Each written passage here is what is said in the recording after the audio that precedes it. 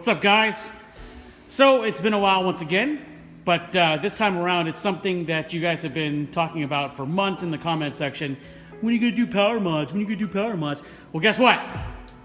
There it is. Y'all happy? No, but my boy, funny story behind this is my boy used my Affirm account on Subi Speed. He ended up staying logged in my account, got approved for Cobb Big SF Intake and an access port.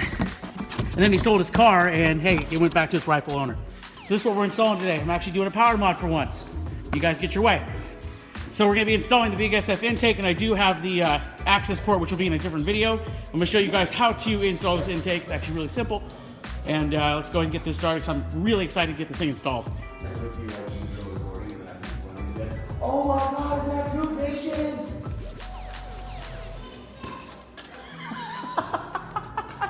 See, my son's getting in on it too. You see this?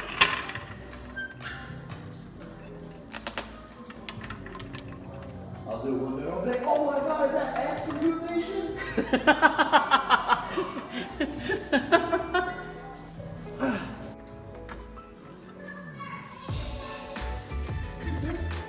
Trooper Nation.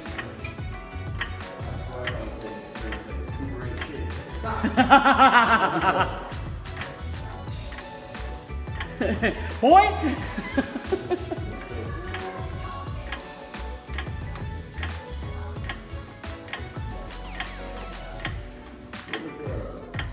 All right, so first thing we're gonna do is we're gonna take off the snorkel. So you don't really have to do this first, but since the car is already, you know, up in the air and the hood's open, I'm gonna take this piece off first. So all you do is just take off this right here, that clip right there, and there's a clip right here. I've got the pair-in radiator shroud, so that's kind of in the way right now, and I can't open up the radiator cap to move it actually all out of the way because it's still hot. So you want to take those two clips off real quick, and then you'll just take the snorkel out. It's easy as that. Okay, so moving down to underneath the car, we do have to take off this giant freaking under tray, as you can see. I think there's about 7 or 8 clips and about 2 or 3, 4 bolts, something like that. So you do have to get that whole thing off of there. And then these 2 clips right here for the front fender liner also has to come out, so you can move the fender liner out of the way. But yeah, that's gonna take a second to get this all done, but I will show you guys what it looks like after. This is necessary because you do have to take off components that are right there for the bottom of the intake. So I hate how big this fucking plastic thing is under here, but I'm gonna have to get it done, so give me a minute. All right, so with that bottom piece taken off, you can actually see the turbo. You can see the inlet pipe that we're gonna be working with here that leads up to the top. That little resonator box too, it's gonna be gone, thank God. But yeah, it's a lot of unnecessary plastic, but yeah, whatever. I like how the little twin scroll turbo's sitting there. Look at the little thing, it's so cute. All right, anyway, I'm gonna get this bottom band off of here. That's all we gotta really do down here for the time being, and then we can start working on getting everything out up top.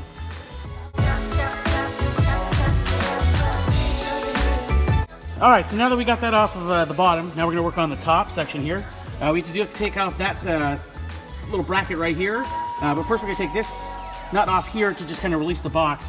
There was one nut down there as well. There's these 2 nuts here, which you will retain for the Cobb box as well. So we're gonna go ahead and get going on that, get this stock airbox out of here. It is disconnected on the bottom. We do have to disconnect also the mass airflow sensor as well. So I'm gonna go ahead and do that, get this box out of here, and then we'll start the actual install of the intake.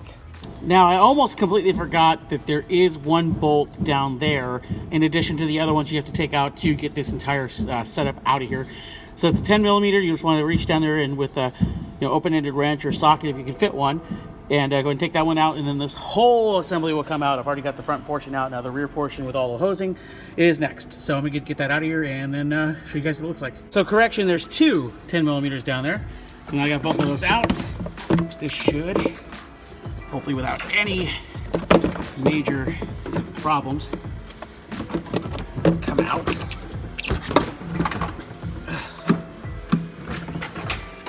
Like that. Yes! That's what I'm talking about. Stock crap coming out of the car, new stuff going in. We got a big old gaping hole here, and I can go ahead and get the new intake in there. Okay, so there was a little bracket that you actually have to bolt up right there. There's a single hole over there, which is the bracket to hold the intake right next to the MAP sensor. Now, so what I did accidentally, I installed the MAP sensor first because I didn't have the instructions to do this thing because they got thrown away. But you'll want to take the MAP sensor out. You'll install that after the fact. You'll get this bracket here installed first. Go ahead and loosen up, because I tightened up the bands at the bottom too before I did this. Loosen up the bands on the bottom. That'll give you enough to move this thing around. And then all you really need to do from there is just tighten that up right there, and you're good to go to put the MAP sensor back in and tighten down the bands at the bottom. So that's what I'm going to do right now. And then we should be close to being done with the install of the intake at least. So far it's looking good, and there's a whole bunch of less crap over here to deal with. So we're going to go ahead and get that all tightened up, get the MAP sensor in there, get the harness. There's a MAP sensor harness there. It does come with an extension that runs down to the MAP sensor down here. So we'll go ahead and get that going, and then I'll go ahead and install the cone filter, and we'll be close to done. We'll be putting the box in after that, so here we go. All right, so we got this the MAP sensor extender down to the MAP sensor right there.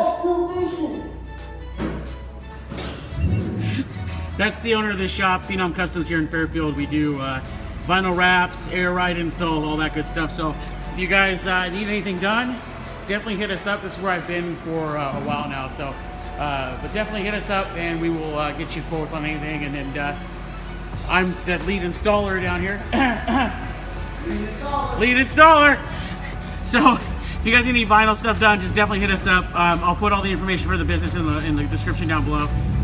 Don't mind all the noise in the background. There's somebody clearing out their warehouse next to us. We like a bunch of crap, and they're using a forklift. But anyway, so MAP sensors installed, extenders installed, brackets installed. Now we're just going to put the cone filter on there, just right here. Now Cobb, Jesus Christ! I hope you guys can hear me for sure. Anyway, Cobb recommends that you put the cone filter 1 inch. So like about 1 inch, about right, I'd say right there, but I am going to measure it out. But they do suggest putting it 1 inch on the pipe and no further. So I'm going to go ahead and grab a tape measure real quick, measure that out, make a little mark, put it on there.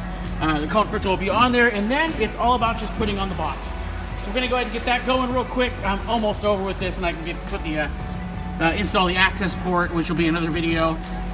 But yeah, I'm so excited to have this on here. Finally, some power modifications, man. I've been waiting for this forever. So, anywho, I'm gonna go ahead and get this going so I can go ahead and get this car done and on the road and start driving it. All right, just getting this box installed now. They got the cone filter on there. It was missing the little bracket for that one right there, so hopefully nothing happens with that. I got the bolt down there installed. Ron, the owner of Phenom Customs, decided to help me out with this real quick.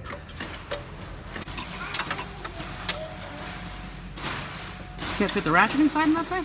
No. I butted it up against there so you didn't rattle. Oh, yeah, because the missing, because the missing thing, yeah.